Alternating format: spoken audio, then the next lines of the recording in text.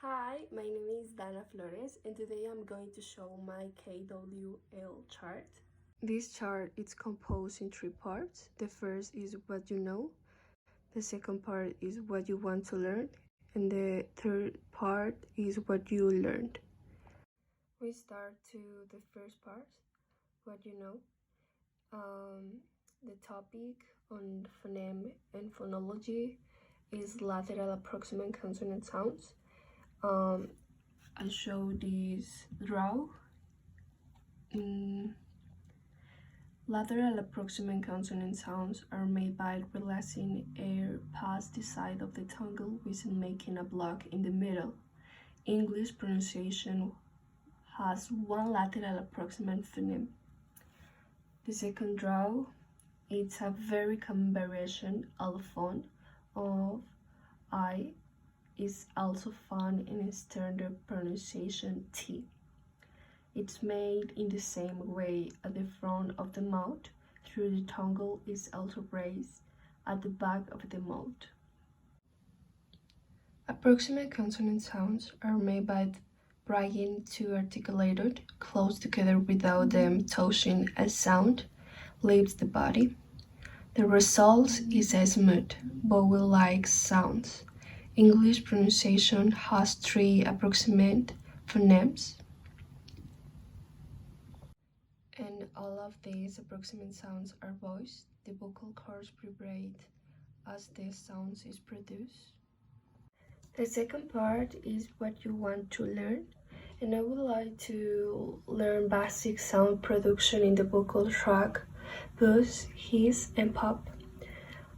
There are the three basic models of sound production in the human vocal tract that play a role in speech: the buzz of vibrating vocal cords, the hiss of air push past a constriction, and the pop of a closure released. Laryngeal buzz. The larynx is a very complex little structure of cartilage, muscle, and connective tissue sitting at the top of the trachea. It is what lies behind your Adam's apple. The original ropes or the larynx is to seal off the airway in order to prevent aspiration of food or liquid, and also to permit the thorax to be pressurized to provide a more rigid framework for heavy lifting and pushing. The hiss of turbulent flow. Another source of sound in the vocal tract for humans and for other animals is the hiss generated when a volume of air is forced through a passage that is too small to permit to flow smoothly. The result is turbulence, a complex pattern of will it is and a wide range of spatial and temporal scales. We hear this turbulent flow as some sort of hiss. The pulp of closure and release.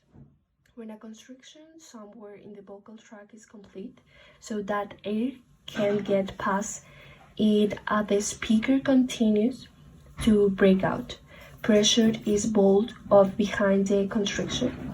If the constriction abruptly releases, the sudden release of pressure creates a sort of a pop.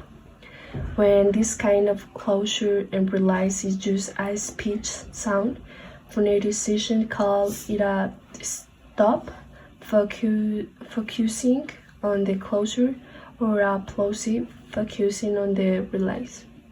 As with frication, a plosive constriction can be made anywhere along the vocal tract, from the lips to the larynx.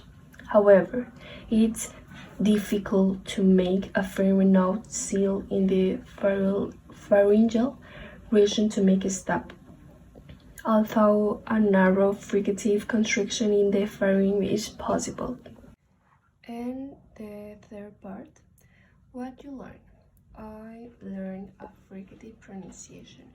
I know that a fricative is a consonant sound that is created by constricting the vocal tract, causing friction as the air passes through it. We are the 9 English fricative sounds. The first is f, v, t, d, s, z, sh, z, e, h.